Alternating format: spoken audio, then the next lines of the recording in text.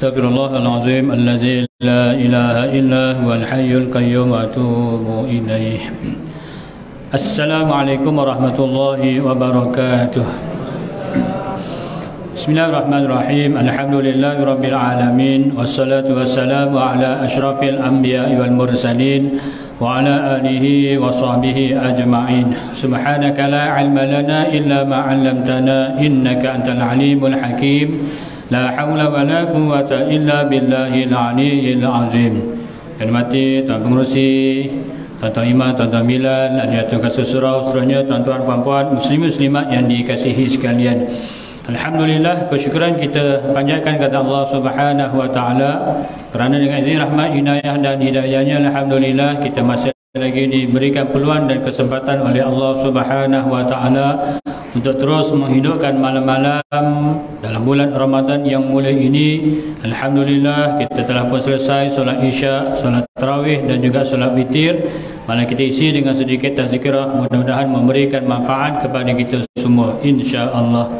Tuan-tuan puan-puan muslimin muslimat yang dikasihi sekalian, alhamdulillah pejam celik rupanya malam ni dah malam yang ke-21, bermakna kita dah masuk 10 malam yang terakhir. Bersyukur kita kepada Allah Subhanahu wa taala yang telah memberikan kita nikmat umur yang panjang. Bukan setakat nikmat umur yang panjang, malah kita diberikan kesihatan yang baik, dapat bertemu dengan malam-malam Ramadan yang terakhir. Mungkin ada di kalangan sahabat-sahabat kita, jiran kita, saudara mara kita yang telah pun pergi menemui Allah Subhanahu wa taala. Mereka telah pun meninggal dunia terlebih dahulu. Namun Allah Ta'ala memberikan kita peluang dan kesempatan ini. Maka sebagai tanda syukur kita kepada Allah Subhanahu wa taala, maka kita kena rebut peluang-peluang yang telah diberikan oleh Allah Subhanahu wa taala, terutamanya pada 10 malam yang terakhir dalam bulan Ramadan yang mulia ini. Tuan-tuan yang dirahmati Allah sekalian, kita selalu berdoa, terutamanya dalam bulan Ramadan yang mulia ini, terutamanya ketika kita salat tarawih. Antara doa yang diajarkan oleh Nabi SAW, bila mana Sayyidatina Aisyah radhiyallahu anha bertanya pada Nabi, sekiranya bertemu dengan malam Al-Qadar, apakah yang perlu ia doakan? Maka Nabi pun memberitahu kepada Sayyidatina Aisyah radhiyallahu anha, Allahumma innaka afuwun karim tuhibbul afwa fa'fu anni. Malah doa ini bukan hanya kita baca pada 10 malam yang terakhir untuk bertemu dengan Ramadan Al-Mubarak, untuk bertemu dengan Lailatul Qadar. Malah kita dah pun membacanya sejak daripada awal. Kita membaca secara selang-seling.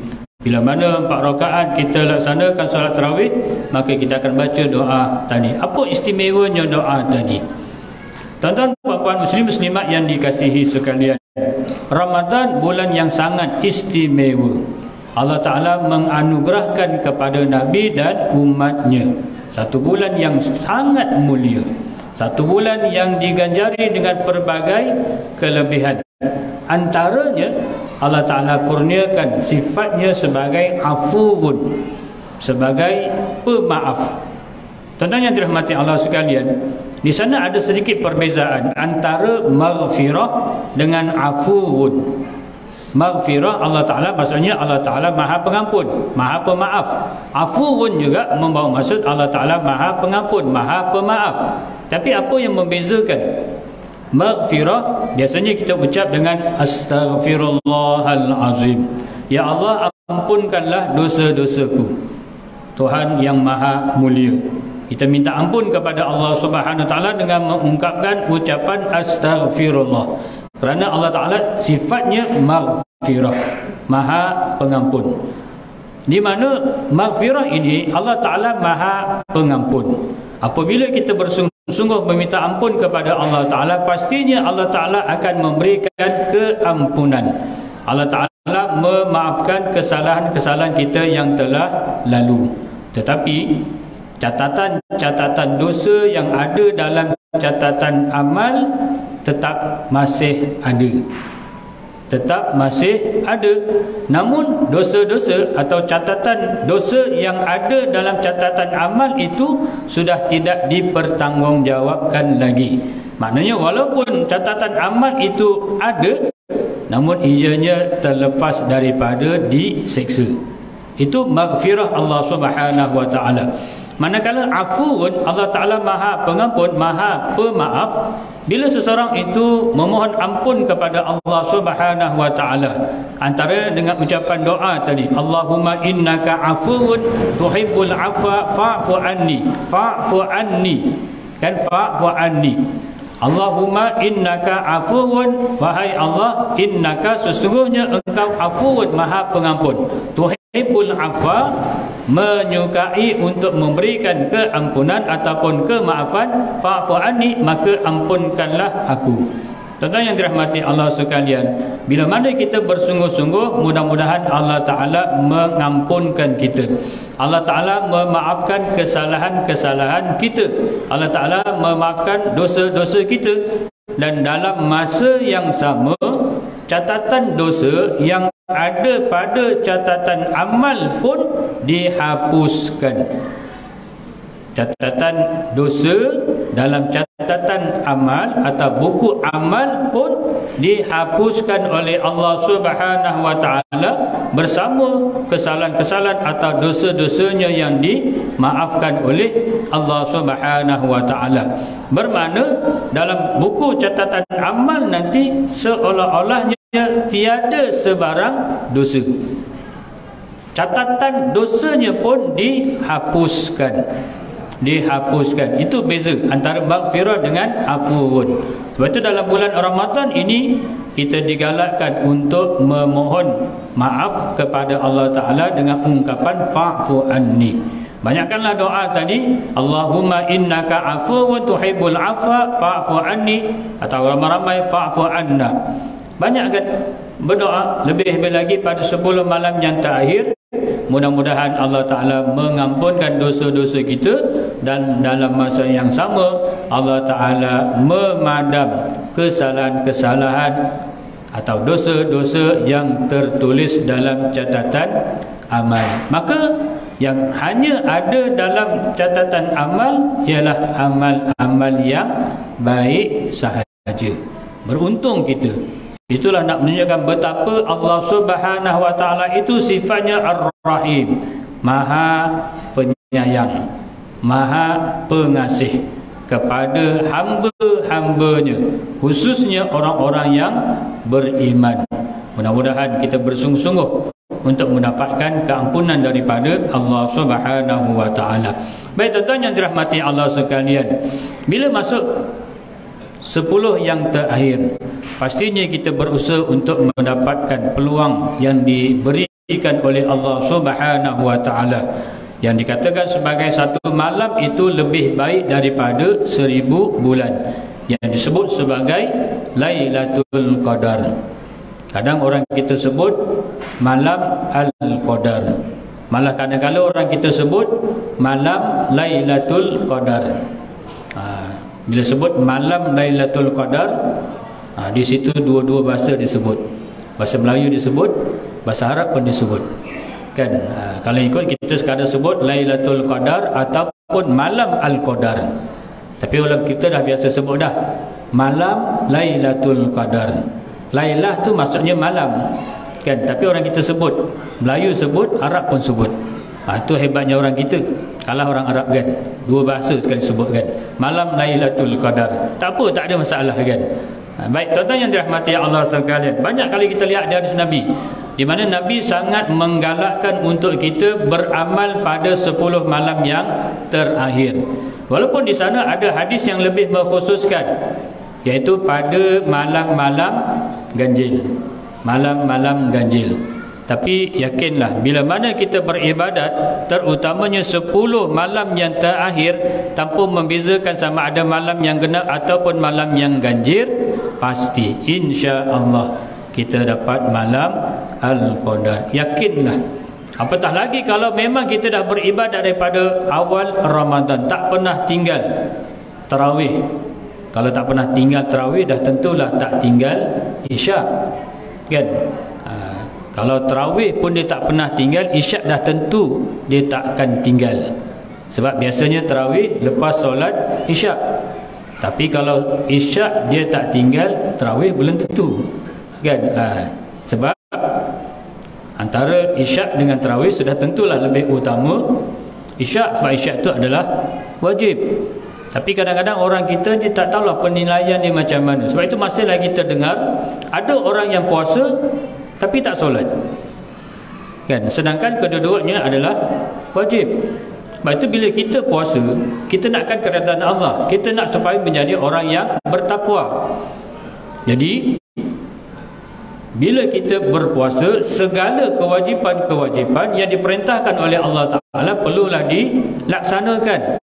Kita berpuasa bukan sekadar menahan diri daripada makan dan minum ataupun perkara-perkara yang boleh membatalkan puasa, tapi kita juga dituntut untuk memelihara diri daripada melakukan perkara-perkara yang boleh mengurangkan pahala puasa. Apa yang boleh mengurangkan pahala puasa? Perbuatan-perbuatan yang dilarang, yakni dosa. Kalau meninggalkan solat bukan membatalkan pahala puasa saja, malah dikira berdosa besar. Sebab itu kena berhati-hati. Laksanakanlah perintah Allah Subhanahu wa taala. Jadi siang hari kita berpuasa, malam hari kita beribadah juga, mendekatkan diri kepada Allah Subhanahu wa taala. Ada satu hadis Nabi sallallahu alaihi wasallam mengangkatkan dengan ungkapan taharraw. Carilah. Kan, carilah. Maksud cari di situ bukanlah pergi ke suatu tempat untuk cari, tak.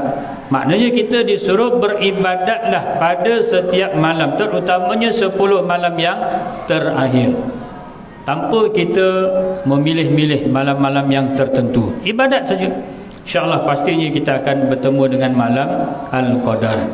Walaupun di sana ada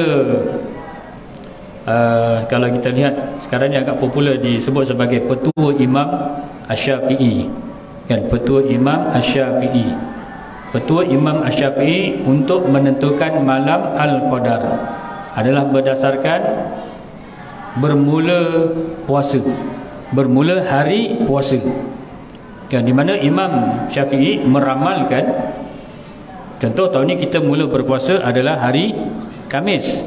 Jadi kalau menurut Imam Asy-Syafi'i rahimahullah, bila berpuasa bermula hari Khamis, maka malam Al-Qadar jatuh pada malam berapa? Malam ni tak nak bagi tahulah, kan? Nanti memilih-milih, kan? Cari sendirilah. Walaupun saya sempat cari tadi, kan? Tengok dulu, kan, sebelum saya nak sampaikan. Tapi nanti bila dah tahu, takut nanti dia pilih-pilih malam tu saja. Tak naklah, kan?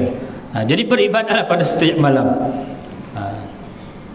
Itu kita boleh jadikan sebagai panduan. Maksudnya bukanlah bila Imam Syafi'i ni seorang yang sangat dekat dengan Allah Ta'ala, wali Allah, kan? Seorang yang soleh, ada karamah dan sebagainya. Malah kata-katanya mengandungi hikmah, dan pastinya kata-katanya adalah benar, sebab mendapat hidayah terus daripada Allah Subhanahu wa taala. Jadi Imam Syafi'i menyatakan, tak apalah saya kongsi jugalah, kan? Imam Syafi'i menyatakan kalaulah bermula puasa pada hari Khamis, maka malam Al-Qadar jatuh pada malam 25. Malam 25. Jadi malam ni malam 21. Boleh lagi relax lah. Tak, bukan begitu maksudnya, kan? 10 malam yang terakhir ini beribadatlah dengan sebanyak-banyaknya. Tapi malam 25 nanti lebihkan, kan? Lebihkan pada malam 25. Tapi jangan pula betul lah malam 25 Lailatul Qadar, apatah lagi kalau dia nampak tanda-tanda dan sebagainya. Maka malam 26, malam 7, malam 8 relax je. Kenapa tak beribadat? Cukuplah Ustaz, dah dapat malam Al-Qadar, lebih baik daripada 1000 bulan. Jangan. Teruskan beramal, kan? Petua itu sekadar untuk dijadikan sebagai panduan saja. Hakikatnya bila berlakunya malam Al-Qadar, ini adalah menjadi rahsia Allah Subhanahu wa taala. Secara umumnya ada 3 yang Allah Taala rahsiakan bila berlakunya. Yang pertama, kematian. Tak ada siapa pun yang tahu bila dia akan mati. Kalau dia tahu bila dia akan mati, untung. Sudah pastinya seminggu sebelum dia meninggal, dia taubat, dia beramal sungguh-sungguh, Sehari sebelum memang tak makan, tak minum lah, berzikir, beribadat, beristighfar dan sebagainya. Kan? Ada tak orang tahu bila dia nak mati? Ada yang kena hukuman gantung. Tapi janganlah sampai macam tu. Untung Ustaz yang kena hukuman gantung sebab tahu bila dia akan mati, dia akan dikenakan hukuman. Hukuman pun gantung sampai mati.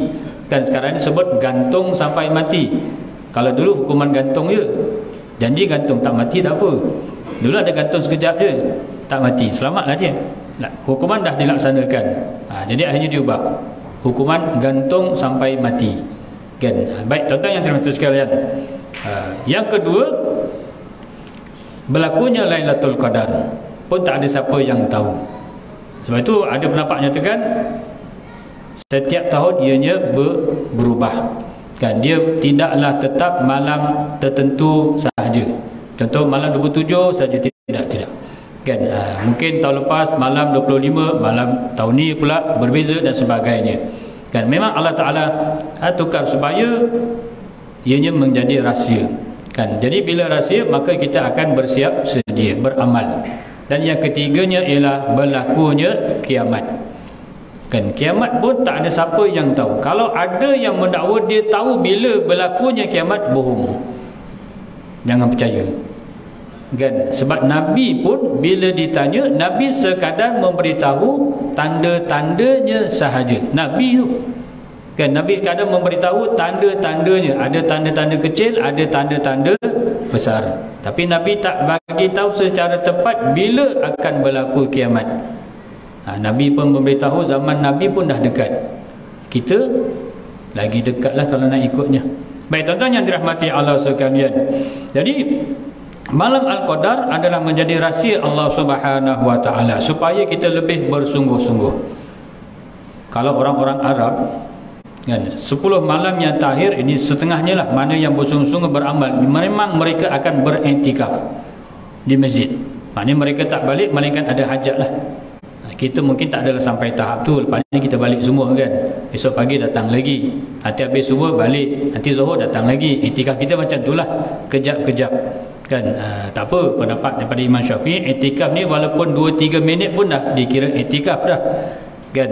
Berbeza dengan pendapat dalam mazhab lain. Ada yang iktikaf ni mengatakan 4 jam, 5 jam kan. Kita 2-3 minit pun dah dikira iktikaf. Tak apalah, alhamdulillah kan. Tapi orang Arab, contoh Mesir kan, memang mereka ni terutama 10 malam yang terakhir memang akan mereka perbanyakkan amal ibadah. Nak pula malam 27 kan. Sebab ada juga pendapat menyatakan malam Al-Qadar berlaku pada malam 27. Antaranya adalah pendapat Ibnu Abbas. Antaranya mereka berhujah dengan menyatakan bahawa perkataan Lailatul Qadar di dalam surah Al-Qadar diulang sebanyak 3 kali. Inna anzalnahu fi Lailatul Qadr wa ma adraka ma Lailatul Qadr Lailatul Qadri khairum min alfi syahr. Diulang sebanyak 3 kali. Dan perkataan Lailatul Qadar ada 9 huruf. Jadi diulang 3 kali, 9 kali 3. Maka dapat jawapannya 27. Baik, itu orang Arab malam 27 memang mereka macam pesta ibadat kan. Teringat dulu di Mesir malam 27 masjid-masjid yang menjadi tumpuan memang akan jemaahnya sangat ramai kan. Bukan ribuan, malah mungkin ratusan ribu kan. Teringat dulu tahun 90-an kan, tahun 90-an yang Mesir tahun 93, balik 97. Jadi ketika baru sampai itu adalah pelajar-pelajar senior ajak, jom malam 27 kita solat dekat Masjid Amru. Masjid Amru bersempena dengan nama sahabat yang berjaya membuka Mesir, Masjid Amru Al-As kan. Saya pun tanya, ada apa malam 27 dekat Masjid Amru? Mereka beritahu malam 27 istimewa dekat Masjid Amru sebab Jibril turun. Jibril turun. Saya bila diberitahu Jibril turun, terasa macam sesuatu lah, hebat sungguh lah. Maknanya malaikat kan, bukan calon-calon malaikat yang turun. Jibril kan malaikat yang menjadi ketua kepada segala malaikat. kan. 2-3 hari lepas tu baru faham, kan. Ingatkan malaikat Jibril, rupanya Syekh Jibril, seorang qori Mesir yang akan menjadi imam di Masjid Amru dan disiarkan secara langsung dari dalam radio lah, dalam radio. Tuan-tuan yang dirahmati Allah sekalian, saya tak pastilah masih hidup lagi tak Syekh Jibril ni. Ada lagi? Alhamdulillah. Maknanya kalau ada, umurnya dah agak berusia lah, kan. Sebab katakanlah tahun 95 ni dah 2023 kan, dah lama dah. Baik,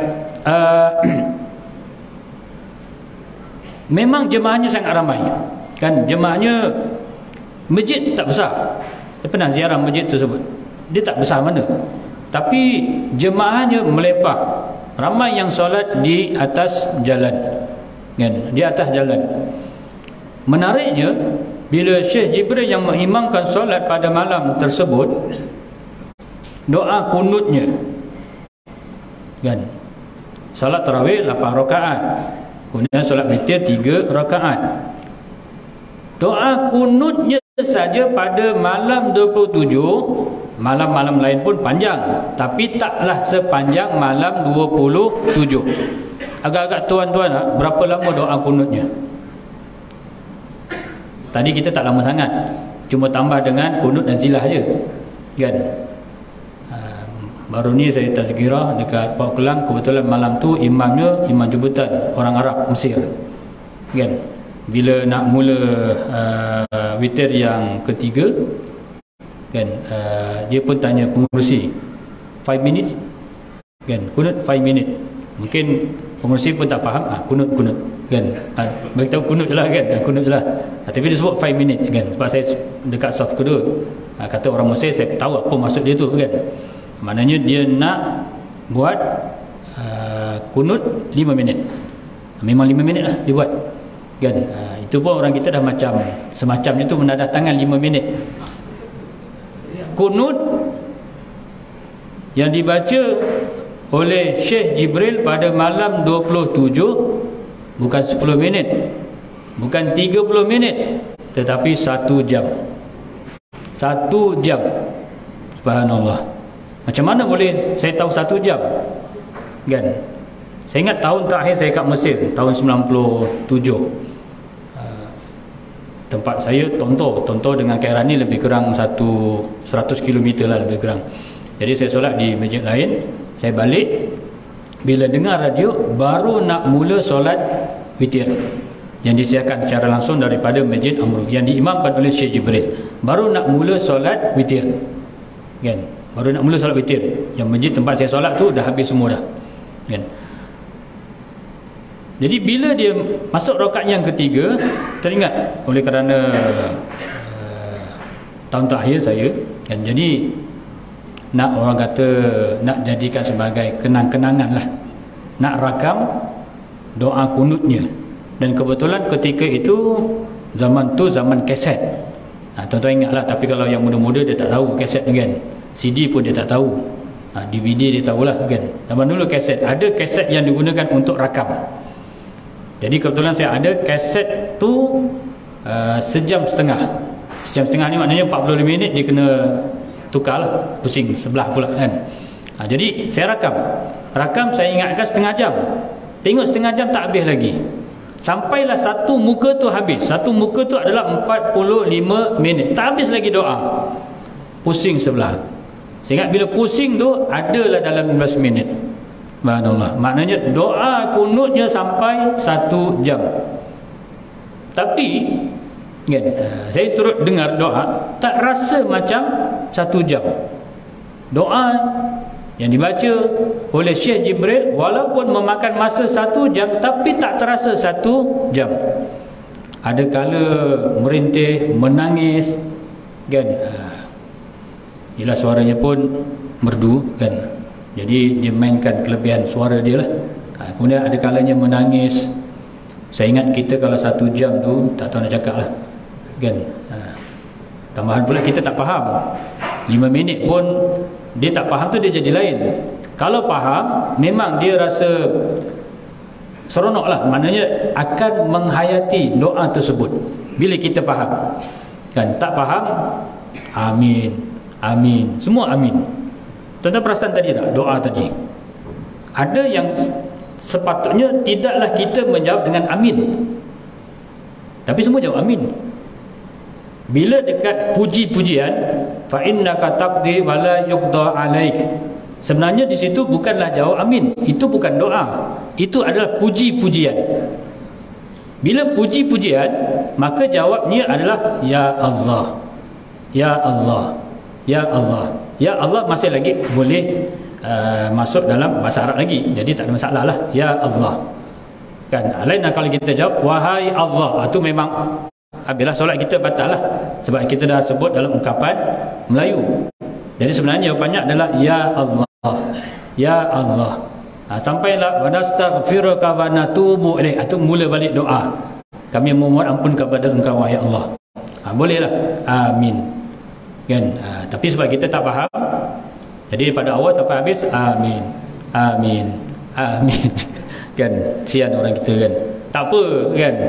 Yang penting maknanya kita masih lagi memberikan perhatian lah. Tapi patutnya dekat situ ya Allah, patutnya lah kan. Baik, tuan-tuan yang dirahmati Allah sekalian, jadi bila kita memahami doa, kita akan menghayati kan, kita akan menghayati doa.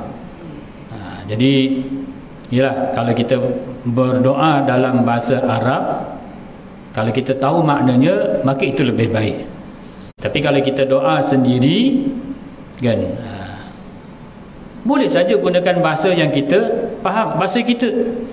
Mudah-mudahan ianya lebih bersungguh-sungguh dan kita tahu apa yang kita minta, berbanding kita nak doa dengan cara yang terbaik, iaitu doa dalam bahasa Arab, tapi kita pun tak tahu makna. Rugilah kan, rugi. Ya, kalau kita doa dengan imam tak apalah, kita tinggal aminkan saja. Tapi kalau kita doa sendiri ni, malam-malam Al-Qadar ni kan, malam-malam 10 yang terakhir ni kan, antaranya kita digalakkan untuk memperbanyakkan doa. Kita nak doa dalam bahasa apa kan? Ialah yang tadi tu kita tahulah, Allahumma innaka afun karim tuhibbul afwa fa'fu anni, tak apalah kan, kerana mengambil daripada hadis Nabi. Tapi doa-doa yang lain, doalah dalam bahasa yang kita faham, bahasa Melayu. Allah Ta'ala itu sifatnya maha mengetahui. Dengan bahasa apapun kita berdoa, Allah Ta'ala mendengar. Mudah-mudahan bila ada kesungguhan, Allah Ta'ala akan makbulkan doa kita. Tuan-tuan yang dirahmati Allah sekalian, jadi sama-samalah kita merebut peluang-peluang yang diberikan oleh Allah Subhanahu Wa Ta'ala, terutamanya 10 malam yang terakhir ini.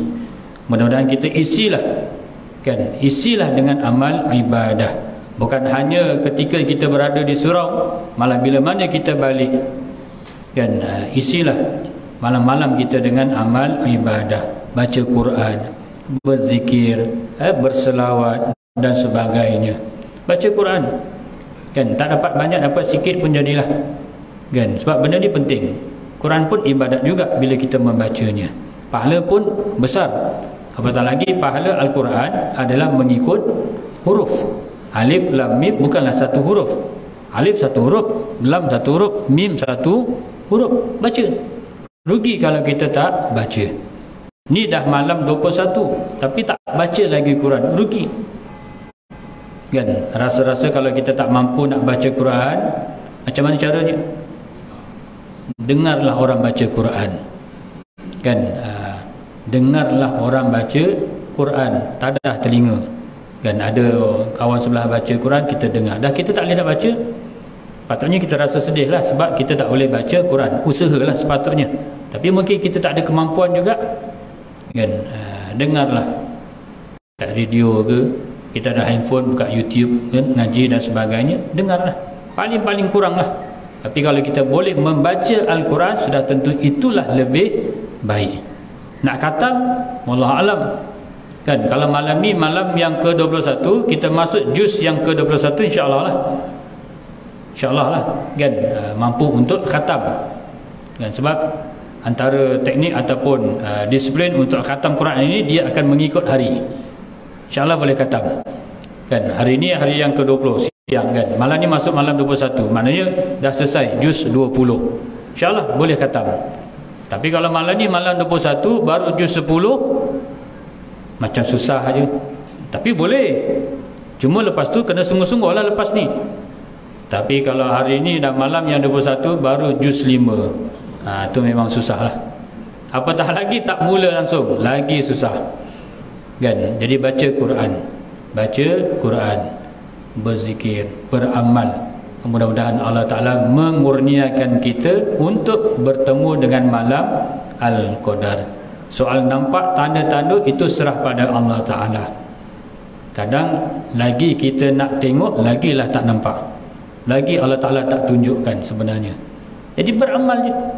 Tak payahlah solat tahajud dekat sebelah taruh air dalam besin, sambil solat tu tengok air dalam besin, buku tak buku kan. Tak payah kan. Tak payah lepas solat je keluar rumah tengok pokok, sujud tak sujud, tak nampaknya. Lagi kita nak tengok, lagi Allah Ta'ala tak tunjukkan. Beramal je. Kadang-kadang Allah Ta'ala tunjukkan peristiwa yang berlaku pada malam Al-Qadar pada orang yang jahil, pada orang yang lemah iman, pada orang yang banyak melakukan dosa. Kadang menjadi asbab hidayah kepadanya kan. Wallahu alam. Jadi itulah yang boleh saya kongsikan pada malam ini. Mudah-mudahan teruskan beramal malam ini sebagai malam motivasi untuk kita meningkatkan amal ibadah, memandangkan sudah masuk malam yang ke-21, bermakna kita sudah masuk fasa yang terakhir, 10 malam yang terakhir. Mudah-mudahan segala yang kita lakukan, amal ibadat yang kita lakukan akan diterima oleh Allah Ta'ala dan dikira sebagai amal soleh. Mudah-mudahan Ramadan kali ini menjadi Ramadan yang terbaik dalam hidup kita, insya-Allah. Wallahu a'lam. Sekian, wabillahi taufiq hidayah. Wassalamualaikum warahmatullahi wabarakatuh.